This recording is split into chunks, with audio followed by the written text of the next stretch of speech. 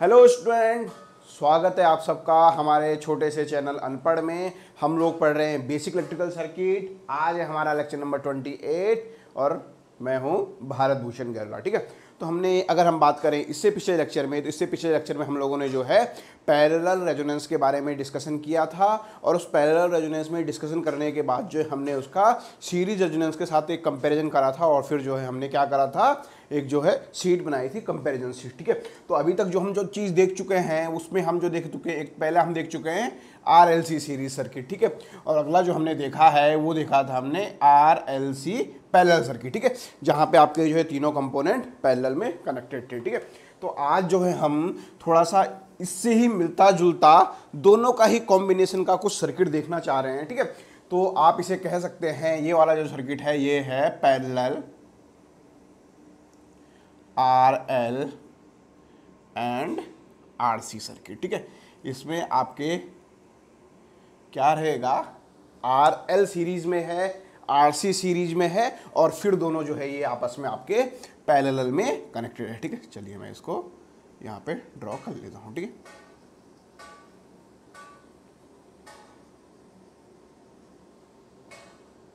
ये आपका जो है कोई इस तरीके का सर्किट जो है हमने ड्रॉ कर दिया है। ठीक है, लेंथ जो है ये हो रही है, चलिए लेंथ थोड़ा बाहर चली गई है तो ये आ गया है यहाँ पे। ठीक है, अब जो है फटाफट से जो है चूंकि हम यहाँ पे एनालिसिस करने वाले हैं तो इसका नाम दे दीजिए।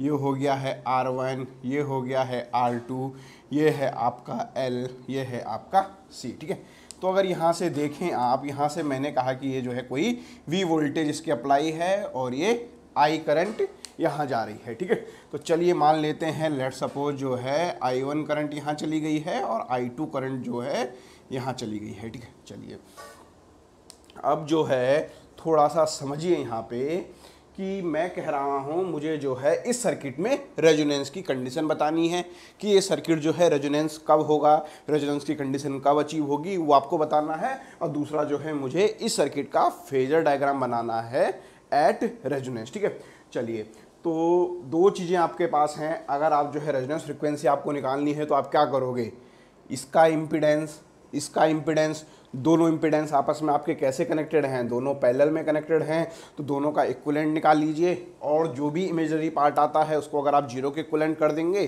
तो आपका जो है काम वहाँ से हो जाएगा। ठीक है, तो पहला तरीका तो आपके पास ये है। ठीक है, उससे ही यही जो है मेन कंसेप्ट है। ठीक है, या फिर आप क्या कर सकते हैं, यहाँ से एडमिटेंस निकाल लीजिए, यहाँ से एडमिटेंस निकाल लीजिए, दोनों के एडमिटेंस का जो इमेजरी पार्ट है उसको इक्वल कर दीजिए और आपकी कंडीशन आ जाएगी। ठीक है, चलिए उस कंडीशन से पहले जो है हम जो क्या करेंगे, हम जो है इसका पहले फेजर ड्रॉ करते हैं। ठीक है, तो फेजर ड्रॉ करना है, आपका ये सर्किट क्या है, रेजोनेंस में है। तो यहाँ तक जो है ये अगर आप देखें तो ये सब जो है, इतना पोर्शन जो है ये इसको कैसा दिखाई देगा, इतना पोर्शन जो है इसके लिए तो प्योरली रजिस्टिव होगा। क्यों, रेजोनेंस में क्या हो जाता है, रेजोनेंस में आपका सर्किट प्योरली रजिस्टिव हो जाता है। जब आपका इमेजरी पार्ट जीरो हो जाएगा तो केवल रेजिस्टेंस बचेगा। आपका जो इम्पेडेंस जो आएगा वो केवल क्या आएगा, वो R आएगा।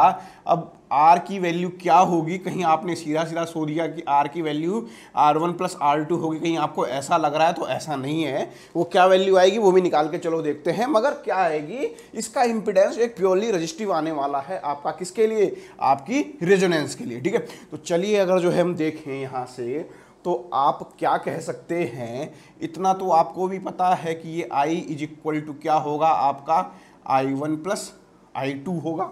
ठीक है, ये कैसे दिख रहा है आपको, ये दिख रहा है आपको यहाँ से। ठीक है, मगर चूंकि यहाँ पे LC है तो ये आपका फेजर की फॉर्म में होगा जी, यहाँ तक तो सही है। ठीक है, अब फेजर की फॉर्म में क्या होगा, कैसे इसका मैग्नीट्यूड आएगा, कैसे थोड़ा सा बात करते हैं। ठीक है, चलिए हमने मान दिया है। ठीक है, ये इस केस में जो इसका जो है वो φ1 है फेज एंगल। ठीक है, और इस केस में जो है इसका फेज एंगल φ2 है। ठीक है, अब देखिए फेजर ड्रॉ यहाँ पे दोबारा से करेंगे अच्छे तरीके से, आपको अब थोड़ा और बढ़िया अच्छे तरीके से समझ में आएगा। ठीक है, चलिए सबसे पहले आपको कहा था आपको कोई भी फेजर बनाना है तो फेजर बनाने के लिए आपको क्या करना है, आपको रेफरेंस लेना है। ठीक है, अब रेफरेंस क्या लेना है, यहाँ पे आप वोल्टेज को भी ले सकते हैं, करंट को भी ले सकते हैं, क्योंकि दोनों ही क्या है, V और I जो है इस केस में यहाँ पे जो है आपके क्या है, V और ये I आपके सेम फेज में होंगे, क्योंकि हमने कहा है रेजोनेंस है, ठीक है। रेजोनेंस के केस में तो यहाँ से ये हो गया है आपका V और ये हो गया है आपका I, ठीक है।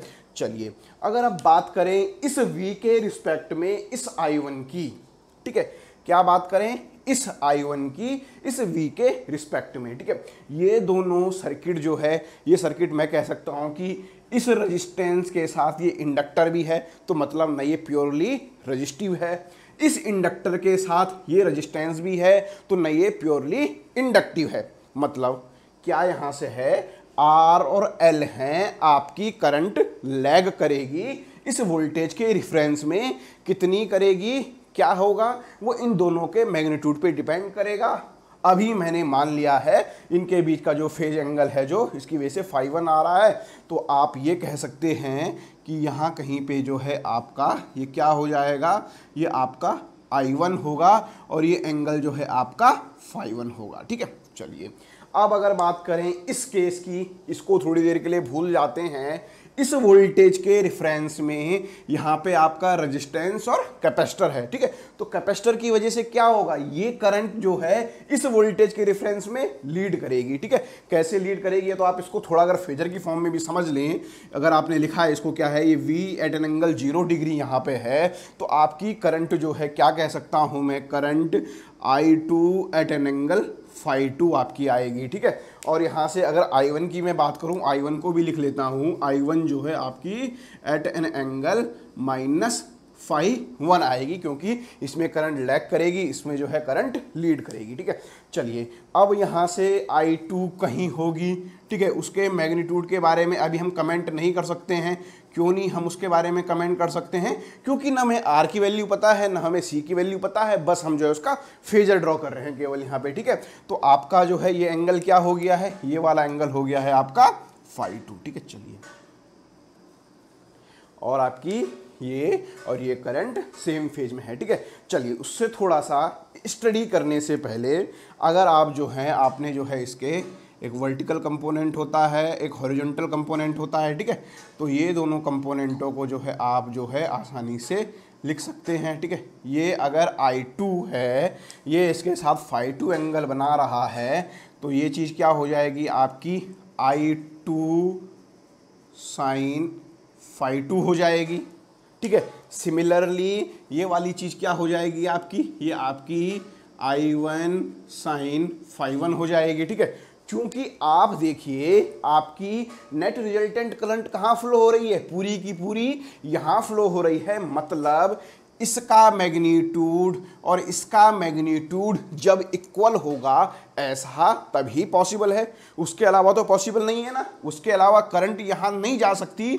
अगर यहाँ इन दोनों में से कोई भी पोर्शन थोड़ा ज़्यादा हो गया तो आपका क्या हो जाएगा, अगर इस तरफ ज़्यादा हो गया तो नेट करंट आपकी इधर घूम जाएगी, क्योंकि नेट करंट क्या होगा, नेट करंट आपका ये प्लस ये तीनों का सम होगा, ठीक है। तीनों मुझे नेट करंट इस ही डायरेक्शन में चाहिए, तो मतलब या तो इन दोनों का मैग्नीट्यूड क्या हो जाए, इक्वल हो जाए, या ये दोनों जीरो हो जाए। जीरो तो हम कर नहीं सकते हैं, तो हम चाहेंगे इन दोनों का मैग्नीट्यूड यहाँ से इक्वल हो जाए, ठीक है। तो फेजर डायग्राम की हेल्प से आप एक चीज़ यहाँ पे क्या कह सकते हो, आप कह सकते हो I2 sin φ2 is equal to I1 sin φ1, ठीक है। तो यहाँ से जो है आप I1 और I2 के बीच रिलेशन भी निकाल सकते हैं, वो आप जो है आसानी से आपका निकल जाएगा, ठीक है। φ1 φ2 क्या होंगे, RL की वैल्यू आपको दी हुई है, तो आप वहाँ से निकाल के इस तरीके से कर सकते हैं, ठीक है। चलिए मैं आपको एक निकाल के दिखाता हूँ आपका, ठीक है। ये क्या होता है आपको पता है, आपका cos φ2, ठीक है। मैं φ2 को ही केवल क्यों दिखा रहा हूँ यहाँ पे, इसलिए दिखा रहा हूँ कि चलिए थोड़ा सा आपको जो है हल्का सा समझ में आए, ठीक है। φ2 हो जाता है आपका, यहाँ पे होगा आपका R2/Z2, ठीक है। अब आपको जो है R2 की वैल्यू पता है, Z2 की वैल्यू क्या होगी, Z2 की वैल्यू आप कर देंगे अंडर रूट क्या हो जाएगा R² R2² और XC स्क्वायर, ठीक है। ऐसे आप यहाँ से phi 2 निकल गया है, ऐसे आप phi 1 यहाँ पे निकाल सकते हैं, जस्ट केवल समझाने के लिए, ओवरव्यू देने के लिए, ठीक है। तो ये चीज़ आपको जो है with the help of phasor से आपने पता चली और आपने जो है ये इसका फेजर डायग्राम बना दिया, ठीक है। तो अब आपको मुझे लगता है कि फेजर डायग्राम में कोई कन्फ्यूजन नहीं होना चाहिए, चीज़ों की बिल्कुल एकदम जो है क्रिस्टल क्लियरिटी आपको आनी चाहिए, ठीक है। चलिए ये फेजर डायग्राम आप लोग नोट कर लीजिए अच्छे तरीके से, ठीक है। कोशिश कीजिएगा फेजर डायग्राम में जो है आप डिफरेंट कलर के पेन यूज कीजिएगा, एक एक कंपोनेंट के बारे में लिखिएगा, ये यहाँ लिखा है तो क्यों लिखा है, क्योंकि ऐसा भी आपको हो सकता है बहुत सारों को यहाँ पे लगेगा कि सर ने जो है आई कम लिख दी है, वी यहाँ लिख दिया, आई यहाँ लिख दिया, तो क्या है इस आई का मैग्नीट्यूड किस पे डिपेंड करेगा, इस आई का मैग्नीट्यूड यहाँ से जो इक्वलेंट आर आएगा उस पर डिपेंड करेगा। अगर वो आर की वैल्यू 1 से ज़्यादा होगी तो आई पीछे आएगा, अगर वो आर की वैल्यू 1 से कम होगी तो आई आगे आ जाएगा, ठीक है। कैसे, ये हो गया है आपका आई जो होगा आपका वो हो जाएगा v अपॉन आर, आर की वैल्यू 1 से ज़्यादा तो v से कम होगी वैल्यू आई की, आर की वैल्यू जो है अगर 0.5 हो जाएगी तो आई की वैल्यू ज़्यादा हो जाएगी, ठीक है। तो इसलिए फेजर डायग्राम बनाते समय मैग्नीट्यूड का भी ध्यान रखना चाहिए, मगर जो फेजर डायग्राम का मेन मतलब है फेजर, तो फेजर जो है इस तरीके से ड्रॉ किया जाता है, ठीक है। अब हम क्या करेंगे, अब हम जो है इस सर्किट के लिए जो है रेजोनेंस की कंडीशन निकालेंगे, ठीक है। तो अगर आप देखें यहाँ पे तो आप क्या कर सकते हैं, इस सर्किट का जो है ससेप्टेंस जो है BL है और इस सर्किट का जो ससेप्टेंस BC आएगा, अगर हम इन दोनों को इक्वल कर दें तो आपका काम हो जाएगा, ठीक है। क्योंकि क्या होंगे, इमेजरी पार्ट 0 होता है तो दोनों का नेट रिजल्टेंट अगर आप दोनों को जोड़ोगे, क्यों, अगर आप देखें इसका जो है इम्पीडेंस की अगर बात करें, ठीक है, इम्पीडेंस आप इजीली निकाल सकते हैं, मगर आप एडमिटेंस की फॉर्म में से निकाल सकते हो, ये हो जाएगा y1 प्लस y2 हो जाएगा। इमेजरी पार्ट को आपको 0 करना है, अगर यहाँ से बात करें ये हो जाएगा आपका GBL, ठीक है, GBLJ, और यहाँ से आपका ये हो गया है G1, इसको मैंने कह दिया है, G2 से कह दिया है मैंने BCJ, ठीक है। तो अगर ये दोनों इक्वल हो जाएगा, इमेजिनरी पार्ट को आप 0 कर देंगे तो यहाँ से जो है आपका हो जाएगा, ठीक है। तो आप जो है डायरेक्ट जो है यहाँ से इसको लिख सकते हैं, कैसे, चलिए आपको कहीं डाउट ना आए तो आपको वो भी बता देते हैं, ठीक है। तो आपका जो है इस केस का जो हो गया है आपका क्या कह सकते हैं, इस केस में आपका एडमिटेंस जो हो गया है वो हो गया है आपका R1 plus J omega L1, ठीक है। L नहीं है, L1 नहीं है, तो इस तरीके से हो गया है, ठीक है। अब जो है यहाँ से क्या आप लिख सकते हैं इसको क्या करना पड़ेगा आपको, इमेजरी पार्ट को मुझे डिस्कस करना है तो मुझे कोई मतलब नहीं है, इसके कॉम्प्लेक्स कंजुगेट से इसको मल्टीप्लाई कर दिया तो ये हो गया है R1, ठीक है, माइनस J ओमेगा L। अगर यहाँ जब मैं मल्टीप्लाई करूँगा तो ये मेरा हो जाएगा R1 square plus omega L square, ठीक है। तो यहाँ से जो है आप क्या कह सकते हैं, डायरेक्ट जो है आपकी इमेजनरी टर्म्स कौन सी आ जाएगी, आप इसको ऐसे भी लिख सकते हैं R1 upon R1 square omega L square minus J omega L R1 square omega L square, ठीक है। तो आपको इमेजनरी टर्म्स को क्या करना है, दोनों के इमेजनरी टर्म्स को 0 रख देना है, या दोनों को क्या कर देना है, आपको ऐड कर देना है। तो ये तो आई है, इसकी वजह से ऐसे सिमिलरली C की वजह से भी आएगी, तो इतना आपको पता चल गया है, आप देख के कह सकते हैं omega L R1 square omega L square is equal to, ठीक है, यहाँ पे क्या हो जाएगा आपका, यहाँ पे जो है आपका हो जाएगा XC R2 square plus XC square, ठीक है। XC की फॉर्म में मैंने इसलिए लिखा कि SC क्या होता है, 1 अपॉन ओमेगा C होता है, ठीक है। तो यहाँ से आप जो है omega L R1 square omega L square, ठीक है, आपने यहाँ से क्या कर दिया, 1 अपॉन XC को लिख दिया है ओमेगा C, यहाँ से आ गया है आपका R2 स्क्वायर और 1 अपॉन ओमेगा C का स्क्वायर, ठीक है। तो ये आपकी जो है रेजोनेंस की कंडीशन इस केस में आ गई है, ठीक है। तो रेजोनेंस की कंडीशन तो ये जो आई होगी, हमारा मेन मोटिव क्या है, रेजोनेंस फ्रीक्वेंसी निकालना, ठीक है। तो अगर आपके पास इस तरीके का सर्किट हो तो आप यहाँ से सॉल्व कीजिए, ठीक है, निकालिए ओमेगा की वैल्यू आप निकालिएगा, ठीक है। मैं यहाँ पे जो है आपको इसका डायरेक्ट रिजल्ट बता दे रहा हूँ। डायरेक्ट रिजल्ट मैं इसलिए बता दे रहा हूँ क्योंकि जो है ये क्वेश्चन जो है क्या कहते हैं आपके एग्जाम पॉइंट ऑफ व्यू से बहुत इंपॉर्टेंट है, ठीक है। तो देखिए इस केस में जो आपकी रेजोनेंस फ्रिक्वेंसी आएगी वो हो जाएगी आपकी 1/√LC। ये तो आपकी क्या है, हर बार होती ही होती है, ठीक है।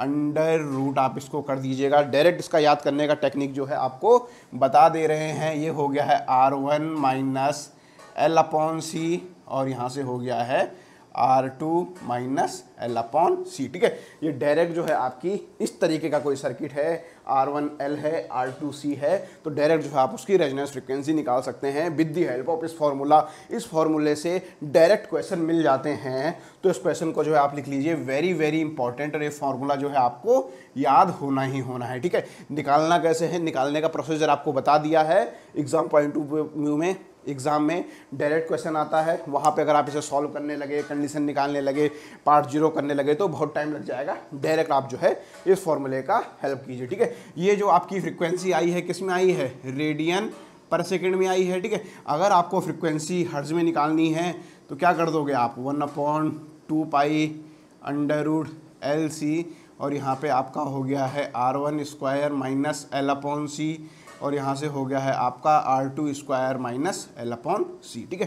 तो इस तरीके से जो है आप जो है इसकी रेजोनेंस फ्रिक्वेंसी निकाल सकते हैं और जो है साथ साथ में जो है इसका फेजर डायग्राम के बारे में हम तो जो है अच्छी तरीके से समझ गए हैं, ठीक है। चलिए अब जो है इसमें ही एक और क्वेश्चन आता है कि क्या आप जो है ओमेगा की वैल्यू इस तरीके से सेट कर दीजिए, ओमेगा की वैल्यू ऐसी हो कि आप ओमेगा की वैल्यू कुछ भी रखें। क्या, क्वेश्चन दोबारा समझिए। ये तो आई है इसकी रेजोनेंस फ्रिक्वेंसी।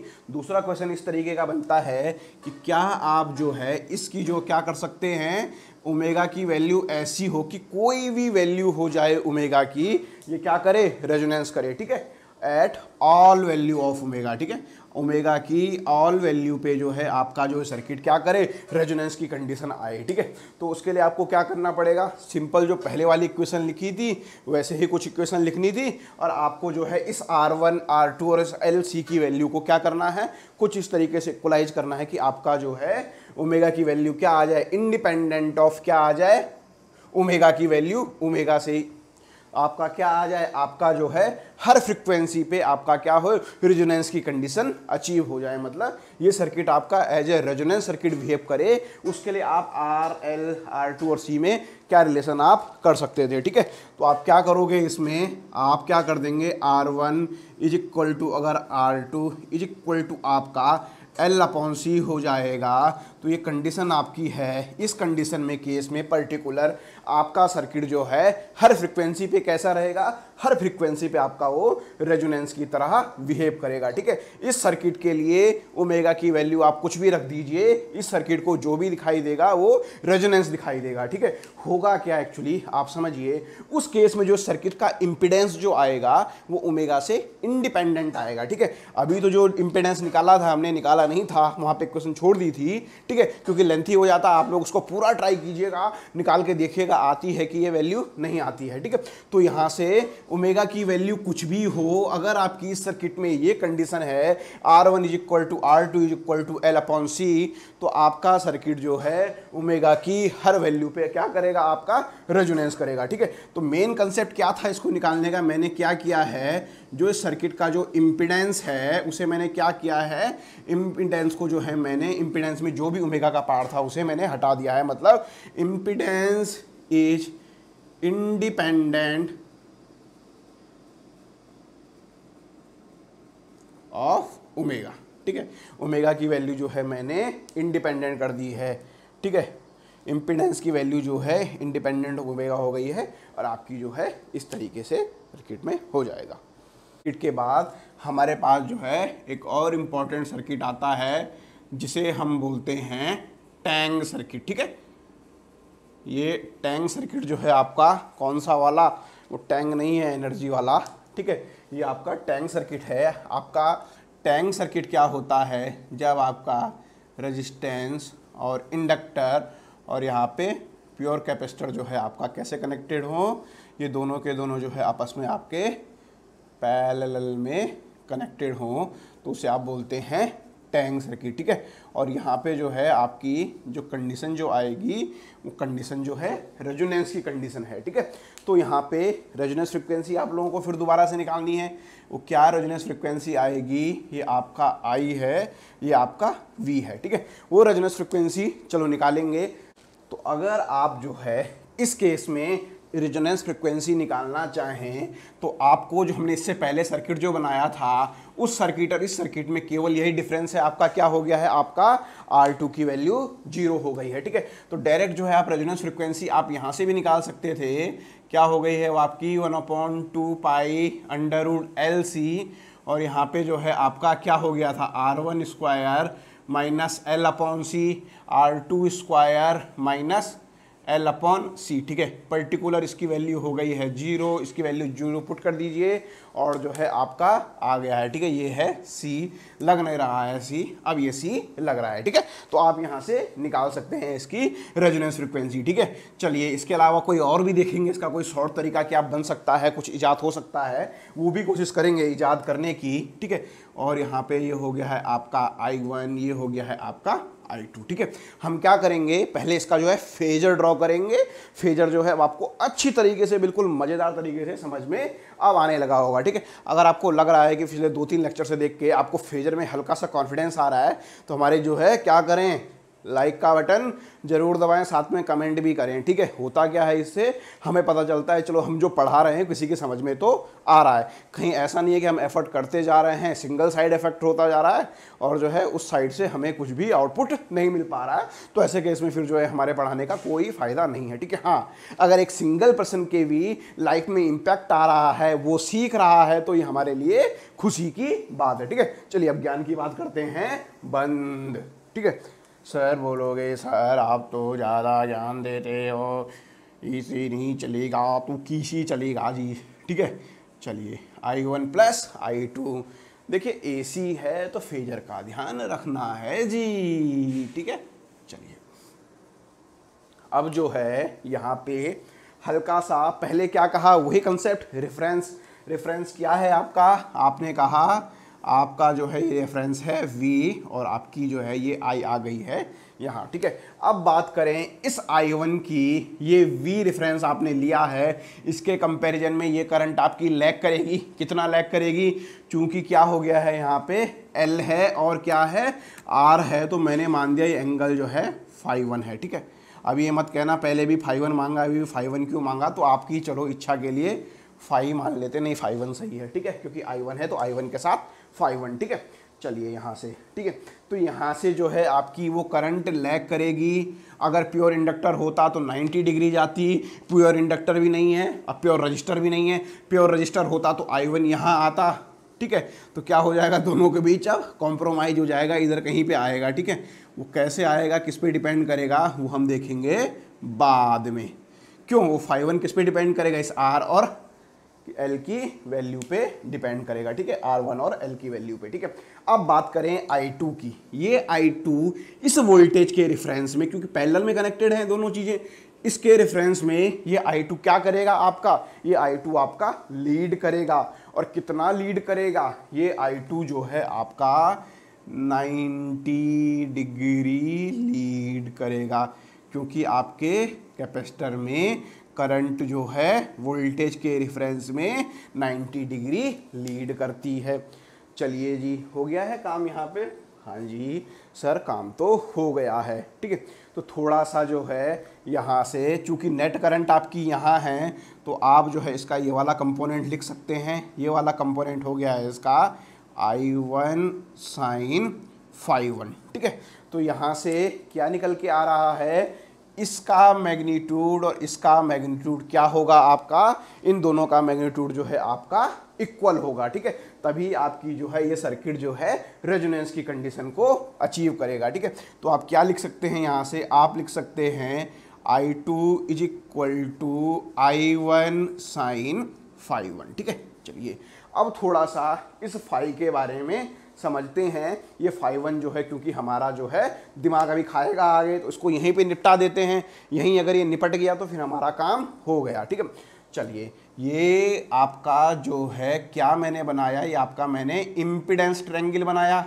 ये आप सबको पता है, ये φ1 है, ये R हो जाएगा, ये ओमेगा L हो जाएगा, ठीक है। ये R1 ओमेगा L और ये वाला हो गया है आपका Z, ठीक है। तो cos फाई आपका क्या होता है, R/Z होता है, ठीक है। तो इस केस में जो है आपका यहाँ से आप क्या क्या लिख सकते हो, आप लिख सकते हो यहाँ से cos φ1 लिख दिया आपने। कैसे, नहीं याद है तो लिख लीजिए, लाल बटे काका, साइन कॉस, आधार बटा कर्ण, आधार हो गया है R1, ये हो गया है Z, ठीक है।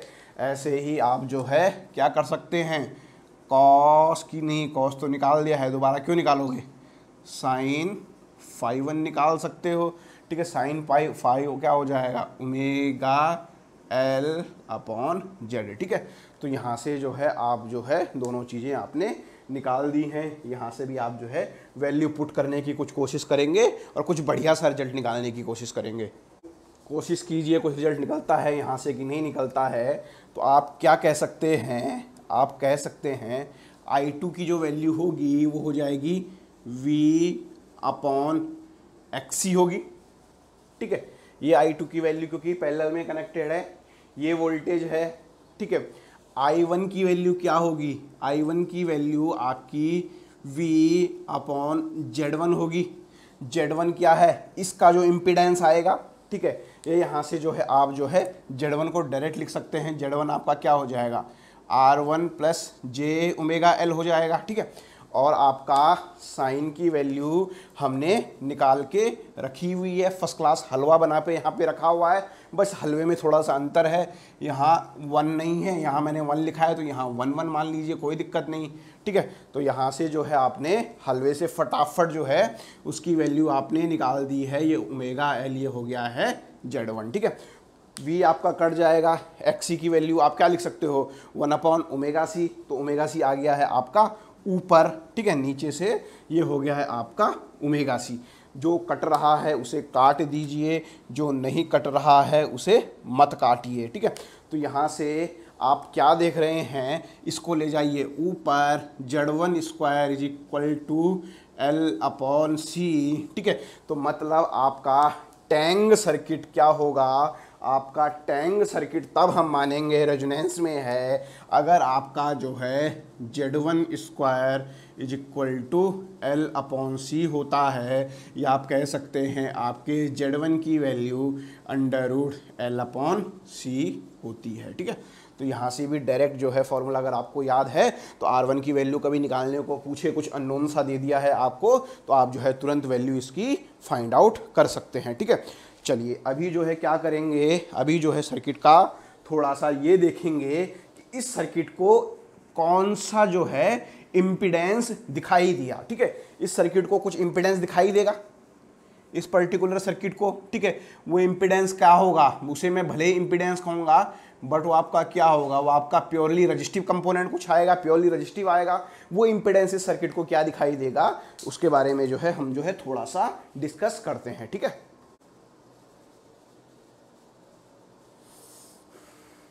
चलिए, उसके बारे में डिस्कस करने से पहले आपको क्या करना पड़ेगा, आपको जो है कुछ चीज़ इक्वल लानी पड़ेगी, ठीक है। वो आपने जो है, आपको इतना तो पता चल गया है, आपका Z1 = √L/C आया है, ठीक है।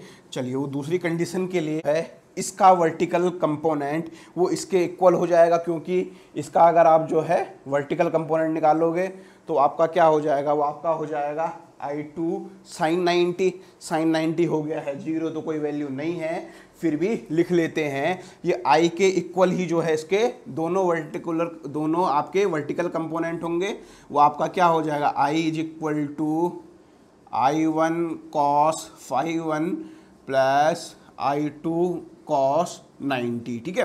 क्योंकि ये 90 इसका मैंने क्या किया, वर्टिकल कंपोनेंट निकाल दिया है, ठीक है। चूँकि cos 90 की वैल्यू हो जाती है 0, तो ये तो आपका रूल में है ही नहीं, ठीक है। अब ये I क्या है, ये आपकी ये वाली करंट है। अब आपको कुछ ना कुछ रिलेशन यहाँ से पता चल जाएगा, ठीक है। I की वैल्यू आप क्या रख सकते हैं, आपको पता है इस I की वैल्यू जो आप रखोगे वो आप रखोगे V/Z। Z मतलब जो आपको जो है इम्पिडेंस यहाँ पे दिखाई देगा, ठीक है, वो आपने रख दिया है वैल्यू, ठीक है। I1 की वैल्यू जो है, I1 की वैल्यू जो है अभी हम निकाले थे, क्या निकाले थे, पहले भी लिखे थे, वो आप लिख सकते हो V/Z1 आप रख दीजिए, ठीक है। V/Z1 आपने रख दिया है, Z1, ठीक है, और साथ में आपका cos phi2, ठीक है। phi2 की वैल्यू हो गई है आपकी क्या, यहाँ से R1/Z1 हो गई है, ठीक है। अब क्या करेंगे आप, V से कर देंगे V को कैंसिल, चूंकि आप इंटरेस्टेड हैं इस सर्किट का जो है जो इम्पिडेंस दिखाई दे वो निकालने में आप जो है इंटरेस्टेड हैं, तो आपका वो Z हो जाएगा क्या, यहाँ से Z1² R1, ठीक है। Z1 की वैल्यू आपको पता है, अगर आपका जो है रेजोनेंस में होगा तो Z1 की वैल्यू ये होगी, तो आपका जो है यहाँ से इस सर्किट का जो इम्पिडेंस इसको दिखाई देगा यहाँ से, ये इम्पिडेंस कैसा होगा, ये इम्पिडेंस प्योरली रजिस्टिव होगा, और उसकी वैल्यू क्या हो जाएगी, आपने वैल्यू पुट कर दी है LCR1, ठीक है। तो ये हो गया है आपका इस सर्किट का इम्पिडेंस, इसे आप कह सकते हैं क्या, कौन सा इम्पिडेंस, डायनामिक इम्पिडेंस,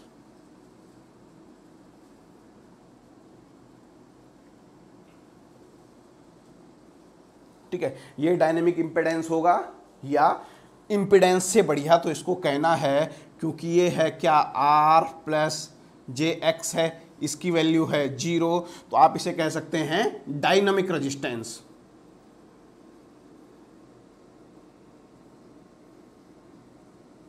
ठीक है। ये डायनेमिक रेजिस्टेंस कौन सा है, जो इस सर्किट को जो है यहाँ से इसका कुछ रेजिस्टेंस दिखाई देगा, जो आप निकालोगे तोड़ मरोड़ करके दोनों का इक्विवेलेंट निकाल के, वो हमने आपको डायरेक्ट यहाँ पे दिखा दिया है अगर ये सर्किट आपका रेजोनेंस कर रहा है।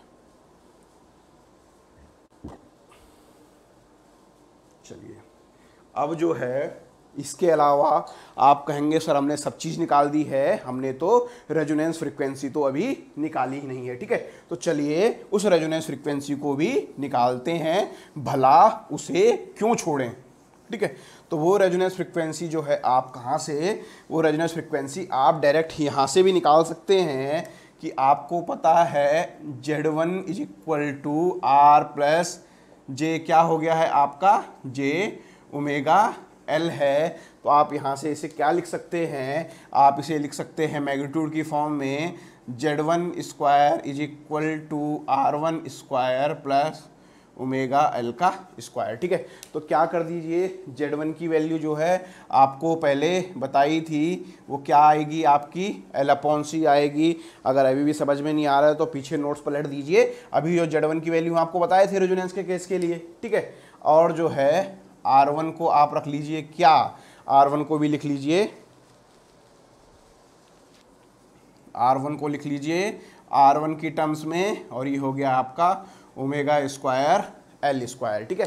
तो यहाँ से जो ये ओमेगा जो आपका आएगा, ये आपका जो है रेजोनेंस फ्रीक्वेंसी वाला ओमेगा आएगा, ठीक है। तो जब आप इसको जो है आप क्या करेंगे, जब आप इसको सॉल्व कर देंगे, तो मैं यहाँ पे जो है डायरेक्ट रिजल्ट लिख ले रहा हूँ, आप लोगों को जो है क्या करना है, आप लोगों को जो है क्रॉस वेरीफाई करना है कि सर ने सही करवाया है कि नहीं करवाया है। तो वो हो जाएगा आपका √1/LC, और यहाँ हो गया है आपका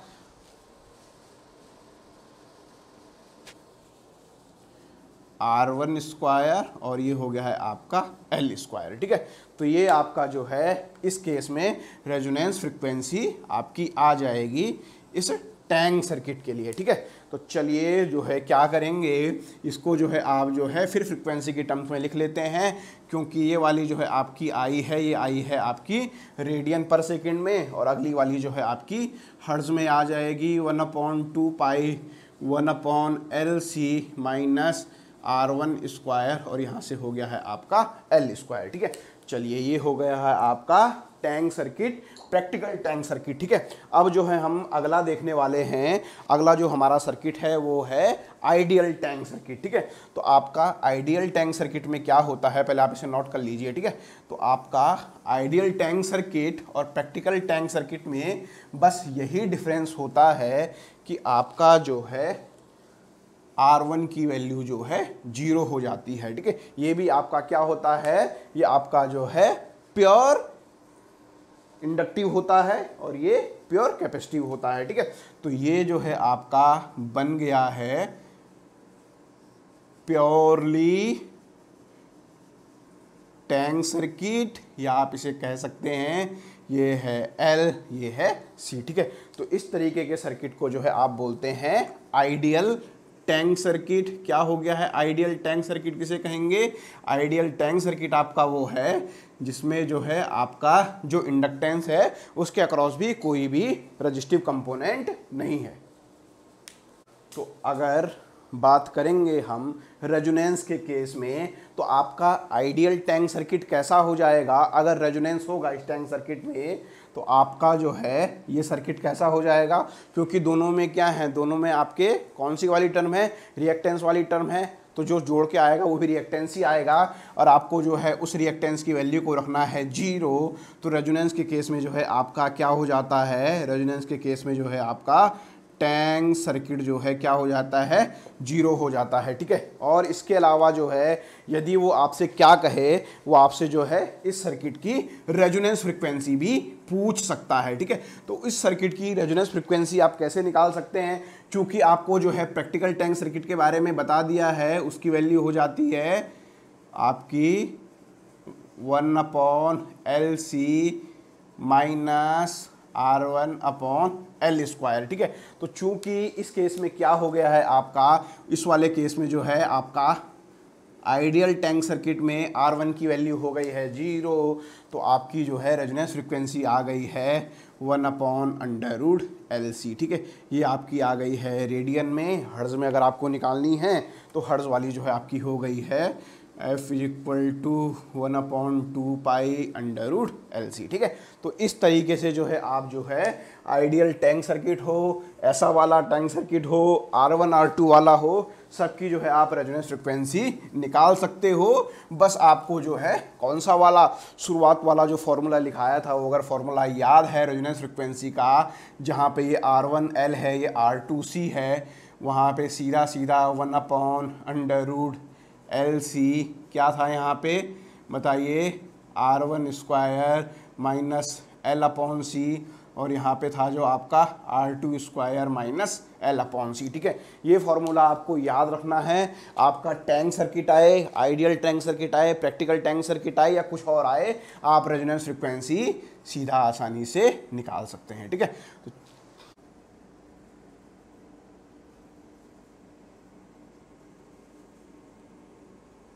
ठीक है, चलिए एक क्वेश्चन यहाँ पे है, find the value of V0 at resonance,